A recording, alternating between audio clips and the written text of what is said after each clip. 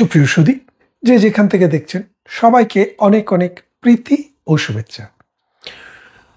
বাংলাদেশ এবং বাংলাদেশের রাজনীতি এটা একটা চলমান ইতিহাস। এখন 1971 সালে যে মহান স্বাধীনতা সংগ্রামের মাধ্যমে বাংলাদেশ নামক একটি রাষ্ট্রের জন্ম হয়েছে, সেই রাষ্ট্রটি এখন একটি দুরারোগ্য ব্যাধিতে আক্রান্ত, যেটি অনেকটা ক্যান্সারের মতো। এখন প্রথম দিকে ক্যান্সার যখন পৃথিবীতে আবিষ্কার মানুষ বুঝতে পারে ক্যান্সার নামক একটি রোগ আছে, এটা ছিল মরণ ব্যাধি, অর্থাৎ এই রোগ যদি কারো হতো মৃত্যুটা অবধারিত ছিল। পরবর্তীতে বিজ্ঞানীদের অক্লান্তিক পরিশ্রমে গত 50 থেকে 70 বছরের মধ্যে ক্যান্সার রোগের নানাবিধ চিকিৎসা বেরিয়েছে। এখন ক্যান্সারের বিভিন্ন স্টেজ আছে, স্টেজ 1, স্টেজ 2, স্টেজ 3 এবং স্টেজ 4। 4th স্টেজে যদি কোনো ক্যান্সার ধরা পড়ে তাহলে সেই ক্যান্সার আর সারানো যায় না, মৃত্যু অনিবার্য। কিন্তু বাংলাদেশে যে ক্যান্সারে আক্রান্ত, সেই ক্যান্সারটি প্রাথমিক স্টেজে আছে। এই প্রাথমিক স্টেজে এই ক্যান্সারটির নাম হচ্ছে ডক্টর ইউনূস নামের একটা সরকার। এই ক্যান্সারের নাম হচ্ছে সমন্বয়ক নামের সন্ত্রাস। এই ক্যান্সারের নাম হচ্ছে এনসিপি নামে পরগাছা। এই ক্যান্সারের নাম হচ্ছে 1971 সালের ঘাতক দালাল, যারা রাজাকার আলবদর আল শামস বাহিনী করে বাংলার নারীকে দর্শন করেছে, বাংলাদেশকে দর্শন করেছে, মানুষের ঘরবাড়ি পুড়িয়েছে, 1 কোটি মানুষকে সীমান্তের ওপারে দেশান্তরিত হতে বাধ্য করেছে, আগুন জ্বালিয়েছে গ্রামকে গ্রাম, অসংখ্য মানুষকে হত্যা করেছে। এই ক্যান্সারের প্রাদুর্ভাব 2024 সালের 5 আগস্ট বাংলাদেশে হয়েছে। সেই ক্যান্সারের দায়িত্ব নিয়েছে ডক্টর ইউনূস। এই ক্যান্সারকে একটি জায়গা থেকে শরীরের সমস্ত শিরায় উপশিরায় পৌঁছে দেওয়ার কাজ করছে এই ডক্টর ইউনূস। এখন এই ডক্টর ইউনূসের কারণে বাংলাদেশ যে ক্যান্সারে আক্রান্ত হয়েছে, এই বাংলাদেশকে রক্ষা করতে হলে এই ক্যান্সার প্রতিষেধক টিকা দিতে হবে, এই ক্যান্সারের জন্য কেমোথেরাপি দিতে হবে, এই ক্যান্সারকে নির্মূল করার জন্য ওষুধ খাওয়াতে হবে। সেই ওষুধ, সেই কেমোথেরাপি, সেই চিকিৎসা যাদের হাতে আছে, যেই দেশপ্রেমিক মানুষদের হাতে আছে, তারা হচ্ছে 1971 সালের মহান মুক্তিযোদ্ধারা। 1971 সালের মহান মুক্তিযুদ্ধ পরবর্তীতে যে প্রজন্ম বাংলাদেশের ইতিহাস, ঐতিহ্য, সমাজ, সংস্কৃতি, অসাম্প্রদায়িক চেতনা, 72 সংবিধানের প্রতি শ্রদ্ধা আছে, সেই প্রজন্ম।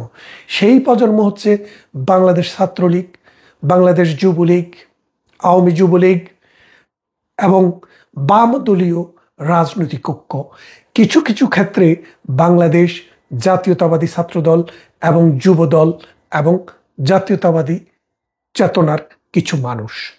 এই মানুষরা এখন যদি ঐক্যবদ্ধ না হতে পারে, বাংলাদেশ যে ক্যান্সারে আক্রান্ত হয়েছে, এই ক্যান্সার থেকে এই দেশটিকে রক্ষা করা যাবে না।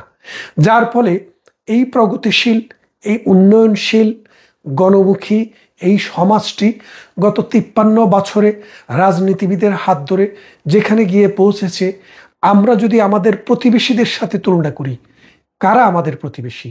ভারত, নেপাল, ভুটান, শ্রীলঙ্কা, পাকিস্তান, আফগানিস্তান, মিয়ানমার, এদের সাথে যদি আমরা তুলনা করি তাহলে আমরা কি দেখব? আমরা দেখব যে আমরা আসলে 2024 সালের আগস্ট মাস পর্যন্ত এই দক্ষিণ পূর্ব এশিয়াতে মাথাপিছু আয়ে সবার উপরে ছিলাম। এই দক্ষিণ পূর্ব এশিয়াতে হেলথ, স্যানিটেশন, ট্রান্সপোর্টেশন, কমিউনিকেশনে সবার উপরে ছিলাম। এই দক্ষিণ পূর্ব এশিয়াতে শিশু মৃত্যুর হার সবচেয়ে কম ছিল। মানুষের গড় আয়ু 73 বছর ছিল, যেটা দক্ষিণ পূর্ব এশিয়াতে আর কোনো দেশে 72-এর উপরে ছিল না। এই দক্ষিণ পূর্ব এশিয়াতে স্কুলে যাওয়া বাচ্চার পরিমাণ শতভাগ হয়েছিল। স্কুলে গেলে বাচ্চাদেরকে পয়সা দেওয়া হতো, বিধবা ভাতা দেওয়া হতো দুস্থ ভাতা দেওয়া হতো, দরিদ্র মানুষদেরকে ভালনারেবল গ্রুপ ফিডিংয়ের আওতায় লক্ষ পরিবারকে দেওয়া হতো বিজি অ্যাপ কার্ড, যে কার্ডের মাধ্যমে 10 টাকা দামে প্রতি মাসে 30 কেজি করে চাল দেওয়া হতো। আজকে তার কিছুই নাই।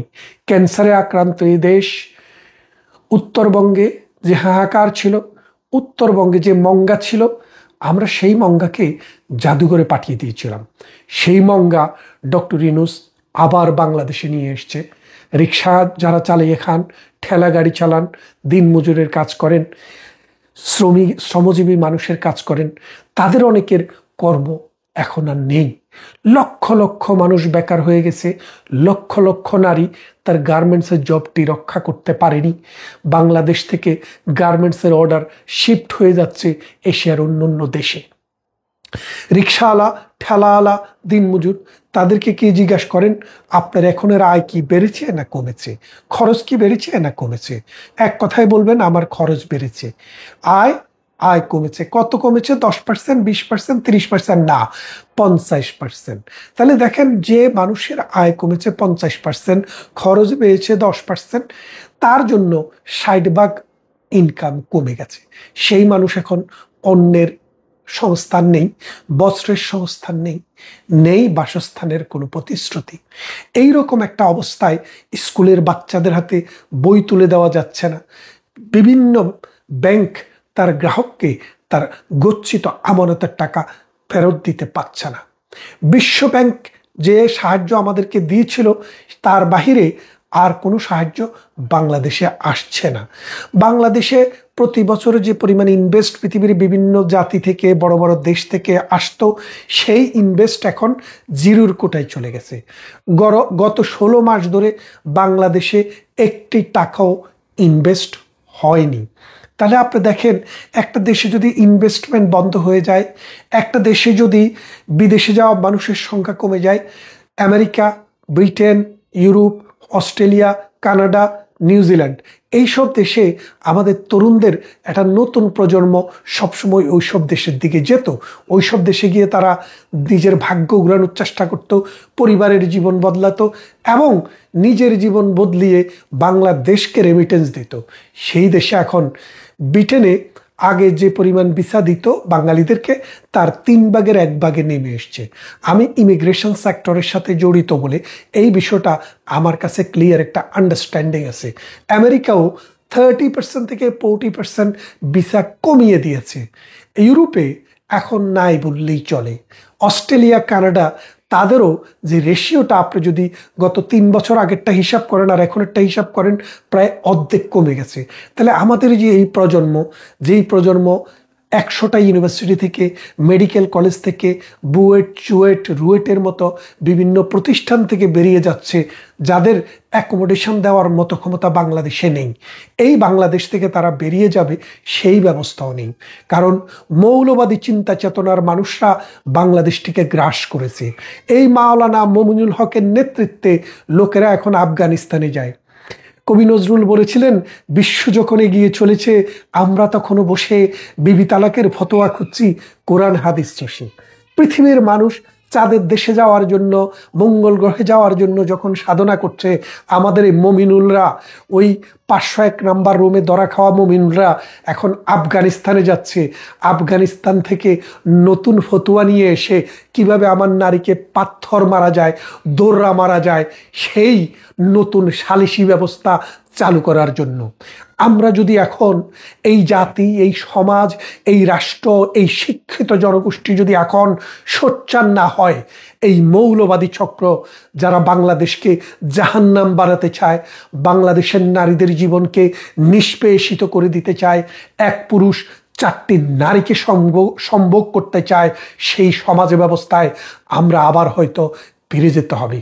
এই ক্যান্সার, যেই ক্যান্সার বাংলাদেশ আজকে আক্রান্ত, সেই ক্যান্সার বাংলাদেশটি যদি এখনো যদি তরুণ প্রজন্ম যদি জেগে না উঠে, এখন যদি অসাম্প্রদায়িক চেতনার মানুষ জেগে না উঠে, এখন যদি 1971পন্থী মানুষেরা জেগে না উঠে, তাহলে আগামী 3 বছর, 4 বছর, 5 বছর পরে আফগানিস্তানের হেরাত, কাবুল, কান্দাহারের মতো গুহা জগতে ফিরে যাবে এই বাংলাদেশ।